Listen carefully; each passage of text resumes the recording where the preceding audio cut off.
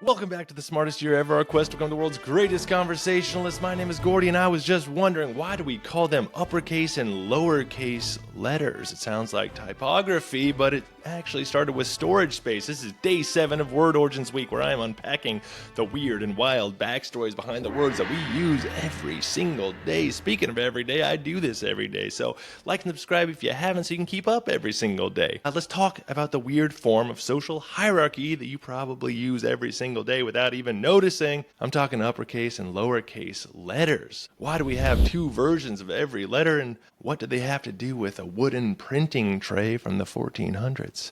The story starts with the Romans, who wrote everything in what we now call uppercase. But it wasn't just stylistic, it was practical. These sharp, blocky letters were carved into stone often, and straight lines were easier to chisel cleanly. If you've ever seen Roman inscription, you've seen the original all caps Latin. Lowercase wouldn't come along for another 1,000 years, but once people moved from stone to something softer like parchment, everything changed. Parchment made from animal skin had been around since at least 200 BCE, but by the early Middle Ages, it had become the go-to material for writing in Europe. It was easier to mark, it was faster to write on, it didn't punish mistakes with a hammer and chisel. You know, that is a tough mistake to make.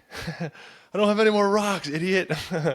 And that shift opened the door for a whole new style of lettering. So during the Middle Ages, a script called Carolingian minuscule emerged. Under the reign of Charlemagne in the late 700s, in 789, Charlemagne issued an official decree. All religious texts in his empire had to be copied in a clear and consistent hand, and that push for legibility helped standardize Carolingian minuscule, making it the direct ancestor of modern lowercase. The script was practical. It featured rounded letters, ascenders, descenders, and space between words, like proper spacing, making it much easier to read and write than earlier forms of print. But even as these new letter forms spread, formal Latin writing, especially in legal or religious documents, often stayed all caps because in official context, majuscule still carried authority.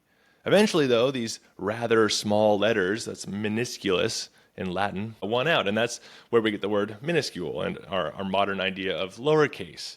Then in the 1440s, everything changed again thanks to Johannes Gutenberg in Mainz, Germany. His printing press used movable type, individual metal letters each cast on a tiny block arranged into trays. Movable type had already actually existed in China and Korea for centuries, made of wood or ceramic, but Gutenberg's real innovation was using metal and combining it with a screw press. That made printing scalable in Europe for the first time ever. And here is the fun part and why it's the perfect finale for Word Origins Week. The term uppercase and lowercase don't come from how the letters look, they come from literal wooden cases. When movable type printing took off, each letter was cast on a tiny metal block and stored in a type drawer.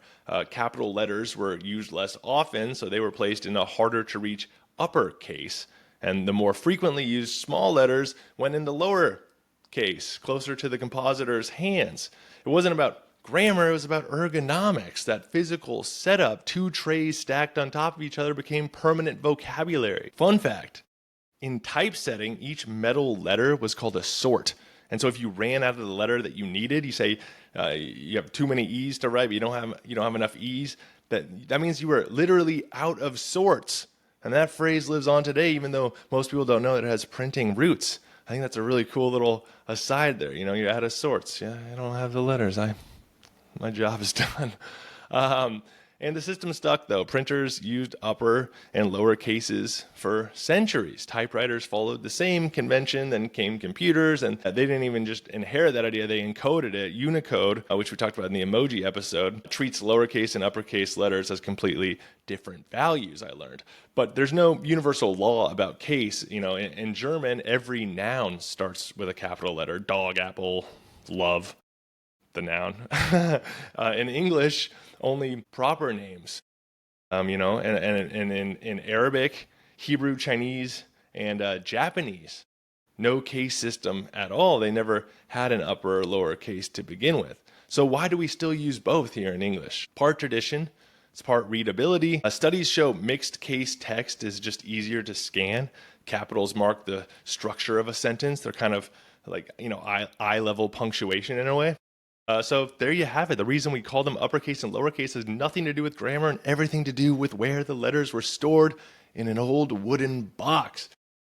Thank you so much. Check out my sources, which can be found in the YouTube description. Go check out the 1-minute version at Smartest Year Ever everywhere. Give me a like and subscribe. Share this with someone who likes this sort of thing. There's got to be more than just 20 of us, right? And in the meantime, stay curious and stay clever on our quest to become the world's greatest conversationalist. I hope you enjoyed Word Origins Week. Got some more interesting facts from all over the place for you tomorrow. I'll see you then.